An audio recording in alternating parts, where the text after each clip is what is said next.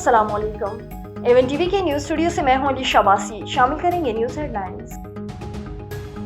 Hamas और Israel के दरमियान कैदियों के तबादले का अगला मरहला आज। हमास ने 3 इसराइलियों के नाम जारी कर दिए। सहूनी जेलों से 333 फलस्तीनियों को आज़ादी मिलेगी।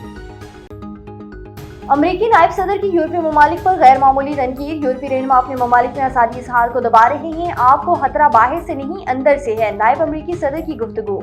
डोनाल्ड ट्रंप की नायब अमरीकी सदर के बयान की तायीद।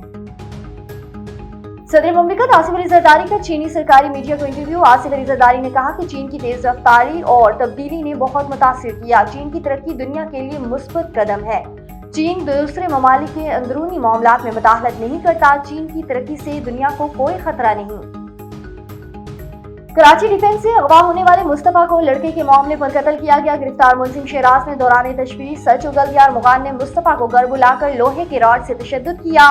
बेहोश होने पर मुस्तफा की गाड़ी में हब ले जाया गया। दरीजी के करीब मुस्तफा जिंदा था और मुगान ने पेट्रोल छिड़क कर आग लगा दी। जली हुई गाड़ी का फोरेंसिक कराया जा रहा है। डीआईजी ने कहा कि मकदूल मुस्तफा की आखिरी ऑडियो रिकॉर्डिंग सामने आ गई। और कराची में आज से दिन के औकात में हैवी ट्रैफिक के दाखिले पर पाबंदी। रात 10 से सुबह 6 बजे तक शहर में दाखिल होने की इजाजत नहीं होगी। हैवी ट्रैफिक के लिए 3 रूट्स भी मुख्तसिस नोटिफिकेशन जारी। न्यूज स्टूडियो से फिलहाल के लिए इतना ही। मजीद खबरों और अपडेट्स के लिए देखते रहिए A1 टीवी। A1 टीवी, सब पे नजर, अंदर की खबर।